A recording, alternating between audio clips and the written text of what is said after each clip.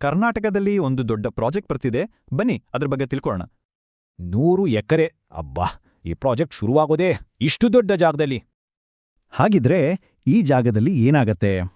ಇಲ್ಲೊಂದು ಇಂಟಿಗ್ರೇಟೆಡ್ ಆಕ್ವಾಪಾರ್ಕ್ ನಿರ್ಮಾಣವಾಗಲಿದೆ. ಅಂದಹಾಗೆ ಇಂಟಿಗ್ರೇಟೆಡ್ ಆಕ್ವಾಪಾರ್ಕ್ ಅಂದ್ರೆ ಏನು? ಅಂದ್ರೆ ಮೀನುಗಾರಿಕೆಗೆ ಸಂಬಂಧಪಟ್ಟ ಎಲ್ಲ ಚಟುವಟಿಕೆಗಳು ಒಂದೇ ಕಡೆ ಇರುತ್ತೆ.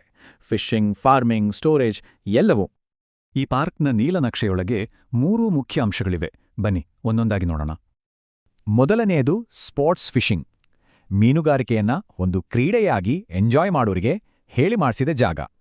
ಎರಡನೇದು ಫಿಶ್ ಫಾರ್ಮಿಂಗ್. ಇಲ್ಲಿ ಆಧುನಿಕ ತಂತ್ರಜ್ಞಾನ ಬಳಸಿ ಮೀನು ಸಾಕಾಣಿಕೆ ಮಾಡಲಾಗತ್ತೆ. ಮೂರನೇದು ಸ್ಟೋರೇಜ್. ಮೀನುಗಾರಿಕಾ ಉದ್ಯಮಕ್ಕೆ ಇದು ತುಂಬಾನೇ ಮುಖ್ಯವಾದ ಸೌಲಭ್ಯ ಅಲ್ವಾ? ಈ ಪಾರ್ಕ್ನ ಮುಖ್ಯ ಉದ್ದೇಶ ಮೀನುಗಾರಿಕೆ ಮತ್ತು ಅದಕ್ಕೆ ಸಂಬಂಧಪಟ್ಟ ಎಲ್ಲಾ ಚಟುವಟಿಕೆಗಳನ್ನ ಪ್ರೋತ್ಸಾಹಿಸುವುದು. ಮೊದಲು ಒಂದು ಹಬ್ ಸ್ಥಾಪನೆ, ಆಮೇಲೆ ಚಟುವಟಿಕೆಗಳಿಗೆ ಸಪೋರ್ಟ್, ಕೊನೆಗೆ ಇಡೀ ಉದ್ಯಮಕ್ಕೆ ಉತ್ತೇಜನ.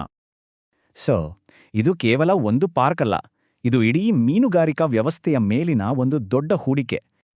ಹಾಗಿದ್ರೆ ಈ 100 ಎಕರೆಯ ಬ್ಲೂ ಪ್ರಿಂಟ್ ಒಂದು ಇಡೀ ಉದ್ಯಮದ ಭವಿಷ್ಯವನ್ನೇ ಬದಲಿಸುತ್ತಾ?